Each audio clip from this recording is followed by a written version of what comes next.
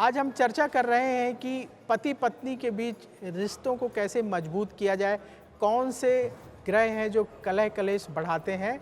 और पंडित जी, जैसे मान लीजिए कि कहीं घर में ज़्यादा है कलह कलेश, कई जगह तो ऐसा है सुनने को मिलता है कि वो बात ही नहीं करते हैं, साथ में रहते हैं जी, बिल्कुल। लेकिन बात नहीं करना पसंद करते एक दूसरे से।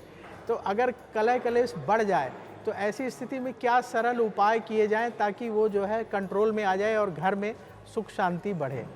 देखिए प्रवीण जी, ये बात आपकी बिल्कुल ठीक है कि कलह कलेश जब बढ़ जाता है तो बात सेपरेशन तक पहुंच जाती है, डिवोर्स तक पहुंच जाती है। और अगर बच्चे होते हैं तो बच्चों को उसकी सज़ा भुगतनी पड़ती है। स्थितियां बड़ी ख़राब हो जाती हैं। एक तो हमने आपको शुरू में ही बताया कि भाई आप ऐसा क्या करें जिससे कलेश होने की नौबत ही ना आए। लेकिन अगर कलेश होता है तो कौन सा उपाय करें कि कलेश दूर हो जाए। पहली बात, पतिदेव जो हैं वो शुक्र के वैदिक मंत्र का जप करेंगे रोज शाम को 108 बार। ओम शुं शुक्राय नमः, ओम शुं शुक्राय नमः। इस मंत्र का पतिदेव रोज शाम को जप करेंगे और वैवाहिक जीवन को बेहतर करने के लिए प्रार्थना करेंगे। पत्नी जो हैं वो बृहस्पति के मंत्र का जप करेंगी रोज सुबह। मंत्र होगा ओम ब्रीम बृहस्पतये नमः, ओम ब्रीम बृहस्पतये नमः। इस मंत्र का पत्नी रोज सुबह जप करेंगी। जो आपके बेडरूम का रंग है वो बड़ा महत्वपूर्ण है, क्योंकि बेडरूम में रहना आपको है, उस रंग के संपर्क में आपको आना है। तो अपने बेडरूम में गुलाबी, धानी या सफ़ेद रंग का अगर प्रयोग करें, गुलाबी रंग का प्रयोग करें, धानी रंग का प्रयोग करें या सफ़ेद रंग का प्रयोग करें तो आपके लिए बहुत बेहतर होगा। और आप अपने बेडरूम में बहते हुए जल का चित्र लगा सकते हैं। और अगर बहते हुए जल का चित्र लगाते हैं तो वैवाहिक जीवन स्मूथली आराम से बहते हुए चलता रहेगा। घर के आगे या घर के बीच में तुलसी का एक पौधा जरूर लगाइए, क्योंकि तुलसी निगेटिविटी सोख लेती है। और तुलसी जब नकारात्मकता सोख लेगी तो बेवजह के घर में कलह कलेश नहीं होंगे। और अपने घर में शिव और पार्वती की संयुक्त पूजा जरूर करिएगा।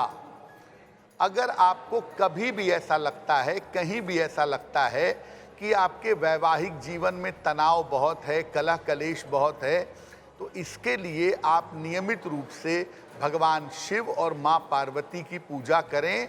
आपको निश्चित रूप से लाभ होगा।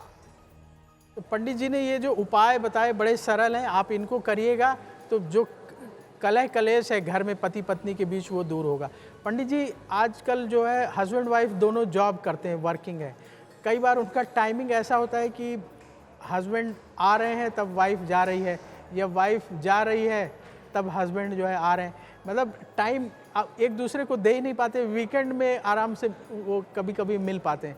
तो कई बार इसकी वजह से भी मिसअंडरस्टैंडिंग हो जाती है, किसी ने किसी को कुछ कह दिया, उन्हें बात चुप गई। तो अगर ऐसी स्थिति है, दोनों वर्किंग हैं, कम समय दे पाते हैं, ऑफिस से आए थक गए, ज़्यादा बात नहीं कर पाते, तो ये लोग ऐसा क्या सरल उपाय कर लें ताकि इनका वैवाहिक जीवन अच्छा चलता रहे। देखिए, पति पत्नी के बीच में कम्युनिकेशन का जो गैप है कि दोनों एक दूसरे से अपनी बात नहीं कह पा रहे, एक दूसरे के साथ रहते तो हैं लेकिन समय का अभाव है, व्यस्तताएं हैं।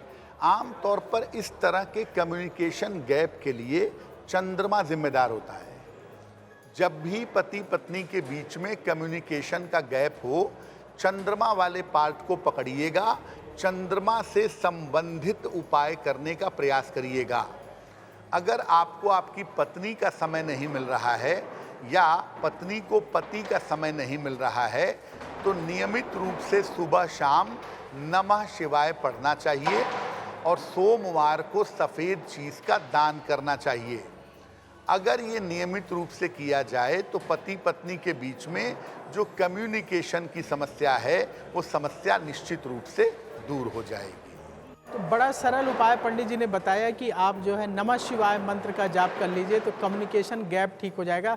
और अगर कम्युनिकेशन गैप ठीक हो गया तो फिर जो है प्रेम भाव बढ़ेगा, पति पत्नी के बीच में प्रेम बढ़ेगा। और पंडित जी आपने एक बड़ी अच्छी बात कही थी कि बच्चे सफ़र करते हैं, मतलब लड़ाई ईगो प्रॉब्लम जो होती है हस्बैंड वाइफ में, लेकिन बच्चे सफ़र करते हैं। और आजकल लोग बच्चों को उसमें डाल देते हैं कि डे बोर्डिंग में, तो बच्चा सुबह से चला गया, फिर शाम को जब पेरेंट्स आ जाएंगे तब उसे लेके आते हैं, तो बच्चों की परवरिश पर भी इसका बड़ा असर पड़ता है। देखिए, बच्चा जब पैदा होता है तो उसकी कुंडली ये बता देती है कि उसके जीवन में माता पिता का सुख कितना होगा।